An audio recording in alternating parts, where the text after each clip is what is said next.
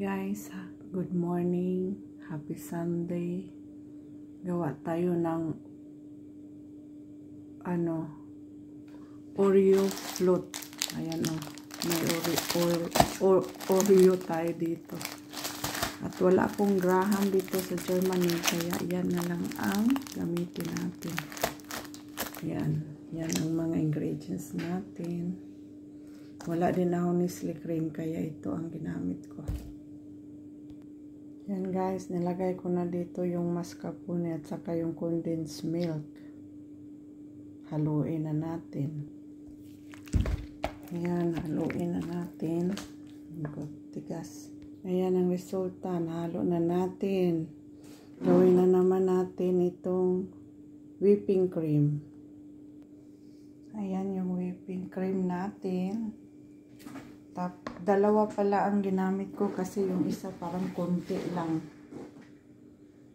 Tapos dahan-dahan na natin ihalo dito sa ating mascarpone mixture. Condensed milk. Mascarpone ng condensed milk mixture. Ayan na-mix na natin ang whipping cream sa mascarpone at condensed mixture. Ayan. At durugin na natin itong Oreo cookies. Ayan na, nadurog na natin ang Oreo at ihalo na natin yan. Nag-iwan ako ng mga 3 dito na kinuha ko yung white sa gitna para i-brosil natin yan, yung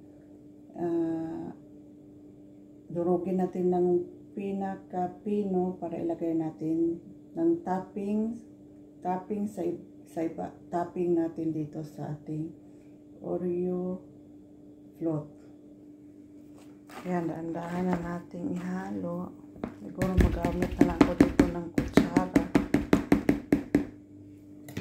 para hindi siya para hindi siya masira.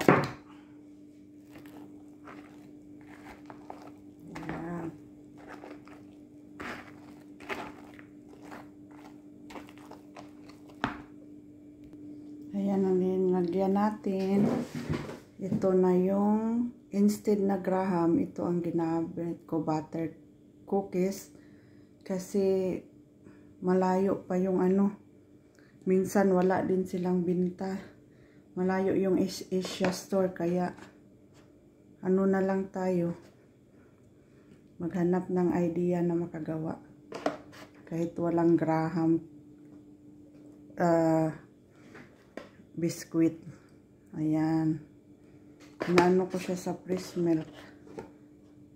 Kasi medyo matigas siya. Nilulunod siya. Binabasa natin siya sa fresh milk. I-continue lang natin ito hanggang yung mapuno dito. Ayan na, tapos na. Ilagay na natin yung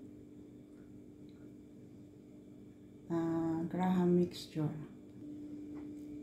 Ayan, patuloy lang natin ng ganito hanggang matapos. Ayan, second layer na tayo hanggang matapos. Ganitong gawin natin. Ayan na, naka 3 layers tayo. At ito na yung Oreo na dinurog ko. Yan ang ilagay ko sa toppings. Bulburan lang natin ito, ganyan.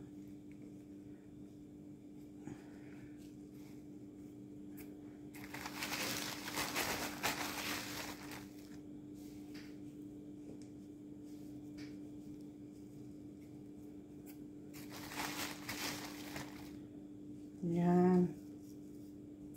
Patuloy lang natin hanggang maubos. Ayan, tapos na ang ating Oreo float. Ayan, may panghimagas na kami mamaya. Happy Sunday everyone. Amping kanunay. Bye!